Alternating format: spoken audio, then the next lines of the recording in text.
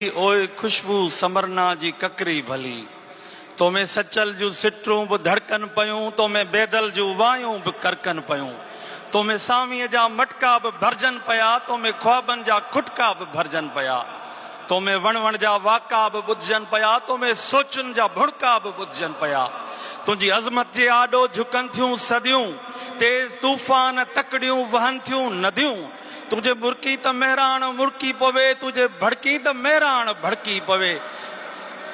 तुझे रग रग में दरवेश तस्बीहूं पढ़न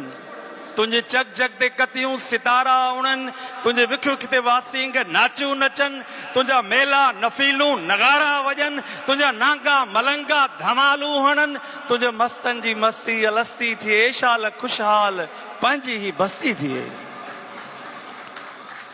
तुझ सोनियूं ऐं ससियूं ॼमन थियूं वञा तुंहिंजा कूंदर बि माऊं ॼणन थियूं वञा साॻियो सूर्य न साॻियो को धोधो थियो तुंहिंजी तारीख़ सां केॾो धोखो थियो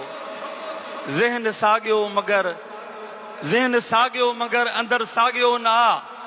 फिक्र साॻियो मगर जिगर साॻियो न तुंहिंजा मोहे जा खंडर नज़ारा लॻा तुंहिंजा आसार केॾा न प्यारा लॻा तुंहिंजी तहज़ीब केॾी पुराणी लिपी को त पढ़ंदो ई कढ़ंदो ई राणी लिपी तुंहिंजी माज़ीअ जी तारीख़ झिमरियूं हणे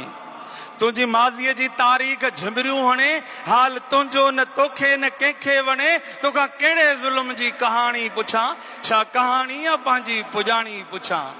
तोखां हिकिड़ो त पुनहलो खसियो वियो देस मुंहिंजो समूरो ई लुटियो वियो तोखे दाग़नि ई ॾेरनि ॾुखोयो घणो मूंखे पंहिंजनि ई उज़वनि बि लोयो घणो तोला छपर बि छाटूं मुकियूं केतिरियूं मूं ते पंहिंजनि जूं कातियूं उभियूं केतिरियूं तो त बंभोर बाहियूं लॻाए छॾियूं मूं ते आयूं सदाई तबाहियूं घणियूं तोखे वेटना मूंखे लखनि आबाहुनि में काबू कयो मूंखे वेटनाम ज़िलो कंहिं दादू कयो थोरो मंछर जो पाणी अबालो त ॾिस हाल हीरा ही धरतीअ धड़नि जा त ॾिस सिंध जीजल ते सूरन सथा ॾिस सिंध जीजल ते टेंकुनि जथा ॾिस सिंध जीजल जा प्यासा ई दरिया त ॾिस सिंध जीजल जा चरिया ई खरिया त ॾिस सिंध जीजल सां कल्लू रहाञा त ॾिस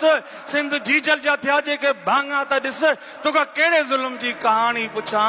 छा कहाणी आहे पंहिंजी पुॼाणी